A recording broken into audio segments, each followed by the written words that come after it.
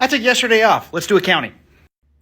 And for today, we're going to talk about Leavenworth County, one of the oldest permanent settlements in Kansas. And when I say oldest settlement, I mean it is the oldest white European or American settlement. There were Native Americans here for thousands of years before Leavenworth became established.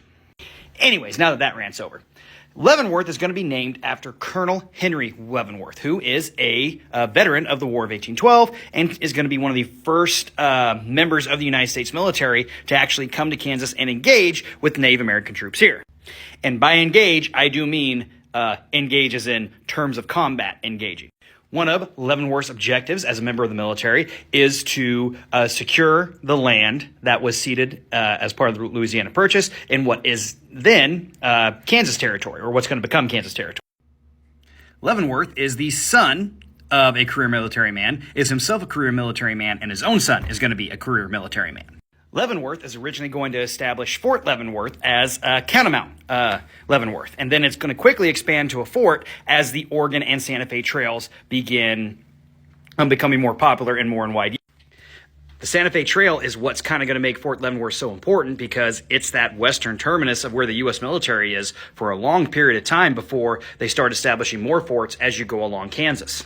Those forts were meant to protect that commercial road and how valued importance it was for not just the area, but also for the United States as a whole.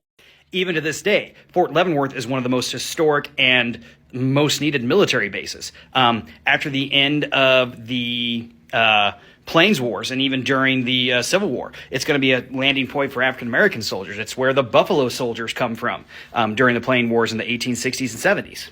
Like I said, Leavenworth, the city and fort itself, is the oldest permanent white settlement in Kansas.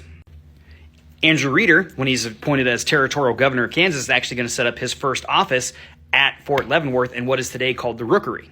There was even a large push for Leavenworth to be named the state capital, but they figured having the military presence there wasn't so great. It was too close to Missouri and a bunch of other issues.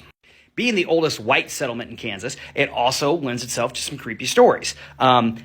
It is considered to be one of the most haunted places in Kansas, not just Fort Leavenworth, but the area is lousy with it. I think that and Atchison are pretty much tied for the most confirmed hauntings in the state of Kansas. So, yay, creepy stories. More of those coming soon.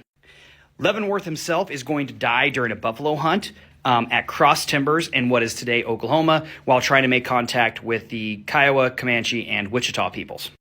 His final resting place is on the grounds of what is now the Fort Leavenworth National Historic Cemetery. So there you go, Leavenworth County, oldest white settlement in Kansas.